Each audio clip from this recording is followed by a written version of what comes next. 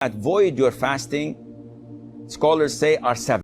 Hello, welcome to my YouTube channel, The Performance. Today we'll be checking out a video titled 7 Things That Breaks Your Fast. Wow, you know, this is the Ramadan period and I believe a lot of people are engaging on fasting, and I believe this video is really going to be very educative and help us to understand the things that can break your fasting. Wow. So let's start with the video. Go. I love you, Allah. The things that void your fasting, scholars say, are 7. So memorize them, and then you don't have to worry about anything else, because now you know that these 7 nullifies your fasting, nullify your fasting, so anything else does not. First of all, eating and drinking. So eating and drinking, anything that goes into your stomach, through the mouth or through the nose, then this nullifies your fasting. Even if you swallow a stone, it nullifies your fasting. Secondly, whatever takes the role of food and drink, such as the IV, if you have glucose, for example, that you can live for 3-4 days without eating and drinking just because of this IV is going into your veins. So this nullifies your fasting. And this means that if I take antibiotics, if I take Voltaren shots, if I take insulin, if I take penicillin, anything that does not nourish me, that does not take the role of eating and drinking, this doesn't nullify your fasting. So if someone says, if I have to take vaccines, does it affect my fasting? No, it doesn't. I have to extract a tooth and the doctor gives me or anesthesia, does it affect my fasting? The answer is no. Thirdly, vomiting intentionally. I ate too much, I have something going on, I don't like it, I put my finger or smell something and I vomit intentionally, this voids my fasting. If I ate too much and I feel disturbed and all of a sudden without me helping it, I'm throwing up, I'm vomiting, this is unintentional, it doesn't affect your fasting. Fourthly, cupping, and this is an issue of dispute among scholars. So the most authentic opinion, it's safer not to cup while fasting. Cupping is having scratches and slashes on the back of your neck or on your shoulders and then extracting the rotten blood. And it's a form of healing and medication. It is good, the Prophet encouraged it, alayhi salam. But during fasting, refrain from it because it's an issue of dispute. However, taking samples of your blood for the hospital is totally permissible. Bleeding from your gum while the dentist is working, does not affect your fasting. Try not to swallow it. What else? Donating blood, if it wears you down and it's a pint or two, if in this case, make it after Maghrib. And if you don't have the possibility to make it after Maghrib, then do it and make up for that day.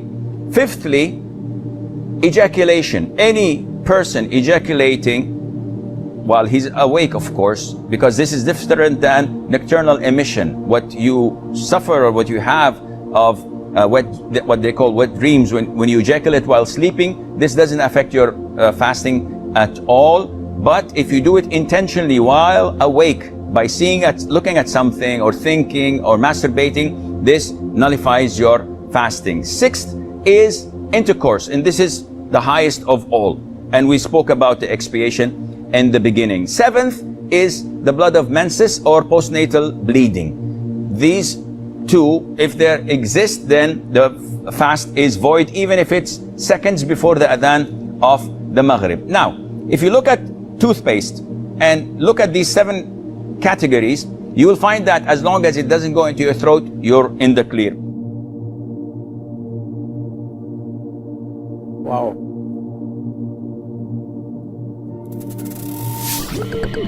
Wow. What an educative video. Believe me, I know most of us, we engage in fasting, most especially our Muslim brothers, because this is the Ramadan period, which I believe all Muslims they participate in fasting. And during this fasting period, a lot of us, we don't know the things we need to do and the things we don't need to do, so we don't end up nullifying our fasting. Wow.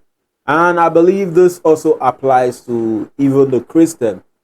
The point he gave, I believe, when you are in a fasting, be you a Muslim or a Christian, doing those things nullify the fasting. Though I know it is directly speaking to the Muslim, but believe me, this is very educative. He gave some points which I've written down here, so after the video I can go and do more research on these things. So the things that nullify your fasting is eating and drinking, so which means eating any type of food nullifies your fasting. He also gave another point that what take the role of food, and he gave example of antibiotic, what take the role of food. So anything you are taking that take the role of food that goes into your mouth nullifies your fasting. Then he gave another example, which is unintentional vomiting. Unintentional vomiting, I think unintentional vomit, when you are overfed or when you vomit unintentionally, it doesn't nullify your fasting. But when you vomit intentionally, it does nullify your fasting. Wow. He also gave another point, which is ejaculation. And he explained that there can be two types of ejaculation. One is the wet dream you have, and another one is when you go into ejaculation by yourself, not through a dream. So it's I think he explained when it's a wet dream, it doesn't nullify your fasting because it's unintentionally. But when you do this intentionally, it does nullify your fasting. He also give another example, which is intercourse, which means sexual intercourse. And this, a lot of people don't know this, but I thank God, I'm very glad that he enlightened us on this particular one. Having sexual intercourse when you are fasting, it does nullify your fasting. Wow. Believe me, this really is very educative. He gave another point, which is the blood of menses. So which means when you are in your menses, you have to, the blood of menses, just like you rightly explained, can also nullify your fasting. I believe this video has really educated us on the things we need to do during fasting and the things we don't need to do, so we don't end up engaging in fasting, and at the end of the day we will not see the result of the fasting. Is because they are the things that we have engaged ourselves in that nullify the fasting even without our knowledge. So there's a need for us to watch videos like this to give us better understanding on the things we need to do and the things we don't need to do during this Ramadan period. For most especially the Muslim, I believe this point he also gave also apply to the Christians. When you are engaging in fasting, doing all these things he listed can nullify your fasting. And there are some certain things you also do that is required of you that doesn't nullify your fasting. This indeed is really very educative. So I would like to hear your comments. What are the other things you think when you do it nullify your fasting, and what are the other things that doesn't nullify your fasting if necessary?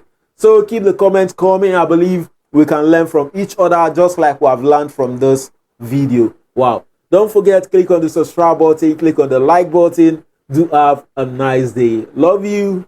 Bye.